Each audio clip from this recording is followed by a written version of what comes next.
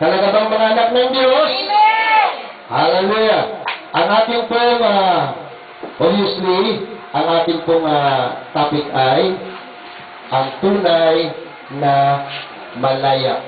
At ang ating text verse po ay John 8:36. Ito po yun, kapag kayo'y pinalaya ng anak, tunay nga kayong malaya. Ang anak ang nagpapalaya, ang Panginoong Jesucristo. Hello! Amen! Na kadalasan ay inaalipusta at binatanggihan, binabato. Hallelujah! Mga kapatid, sa oras na ito, kung tutungayan po natin ang Galatians chapter 5, verse 1. Do you have Bible? Mga kapatid, hindi nyo dala ang salita ng Diyos. Sabi po ng John 1:1, sa pasimula ay naroon ng salita. Ang salita ay kasama ng Diyos at ang salita ay Diyos. Hello!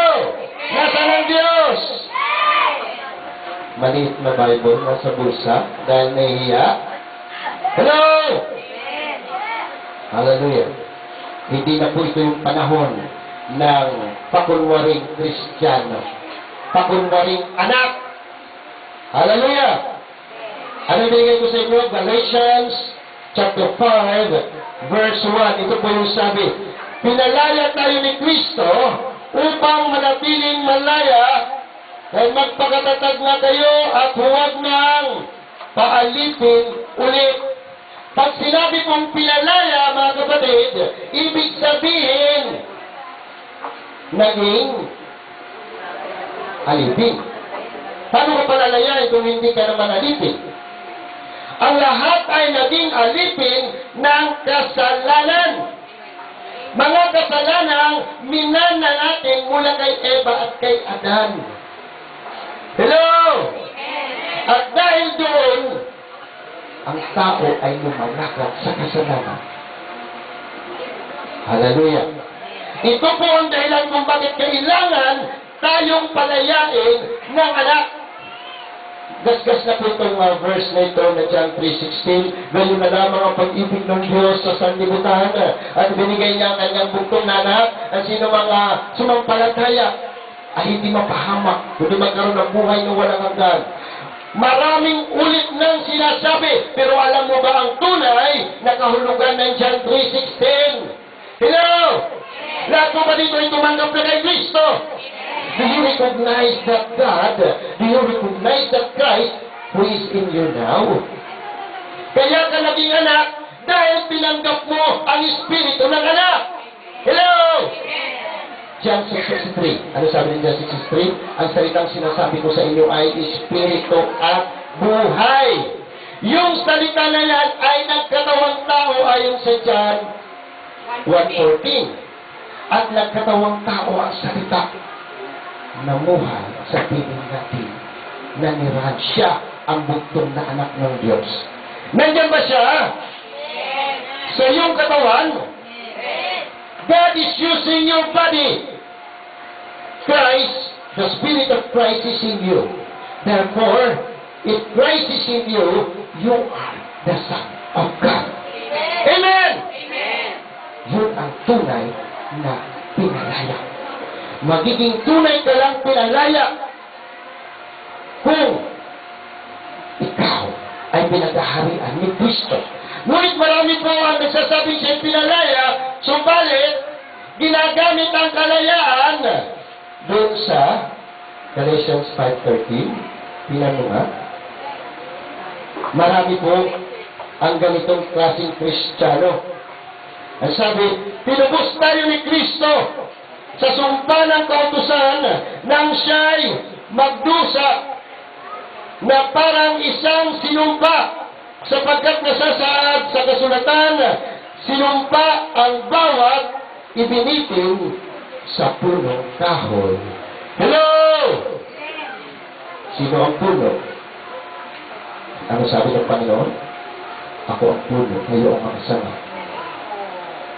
Ang sino mang manatili sa akin ay magbubunga ng sagot.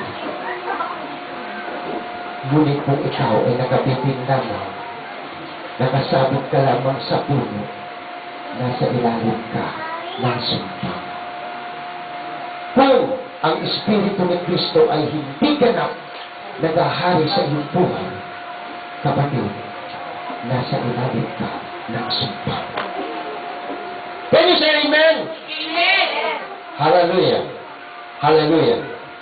Tunay nga kayo malaya. Kaso hindi natin recognize. Ang iyong tinanggap ay banal. Ang iyong tinanggap ay ang anak. Anong ginagawa ng anak? Ano sabi niya? Maliban na kayo ay tumulat sa mga bata, hindi kayo pag-aharian ng Diyos. Bilang anak, tularan mo yung bata. Ano bang ginagawa ng bata? Ang bata ay ayaw niya na siya'y nalalayo sa magulang. Amen! Ang bata ay laging dependent sa magulang. Ganyan ka ba sa iyong magulang, sa Diyos? O kinakalaban mo ang Diyos? Hello! Hallelujah! Ang anak, ang tunay na anak ng Diyos ay sumusunod sa Diyos. Sumusunod sa Ama. Ano ba ang nakikita mo sa bata na dapat mong tularan? Bakit sinabi ng Panginoon maliban na tumulat ka sa bata, hindi ka paghahaya ng Espiritu ng Diyos? Ang bata kapag nagagalit, maya-maya ay wala na. Hello? Hallelujah. Nag-aaway yung kanilang mga anak. Yung mga magulang sumali na. Hanggang sa nagbaranggayan na. Nagkabati na agad ang mga anak. Pero yung mga magulang, taon nang binibilang, hindi pa nagkakabati. Hello? Hindi pa sa mga tao. Hallelujah. Maliban na nasa iyo ang anak. Siya ang tunay na magpapalalo sa iyo. Many are assuming that the Spirit of God is in him. Pero ang lakad niya ay taliwas sa sinasabi ng kautusan. Hallelujah. Ano sabi sa Colossians 3:16? Ang sabi ron, let the word of Christ dwell in you.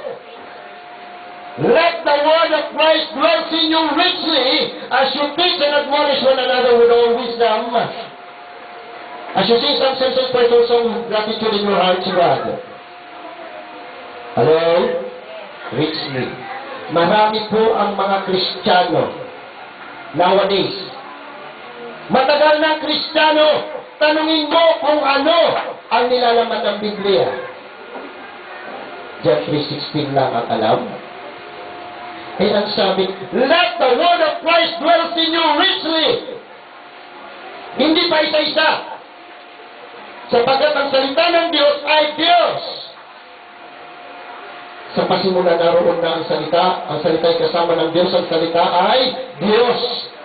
Ito pong salita na ito, na kung saan ay ipinapangaral, kahit saan, sa TV, sa mga kanto.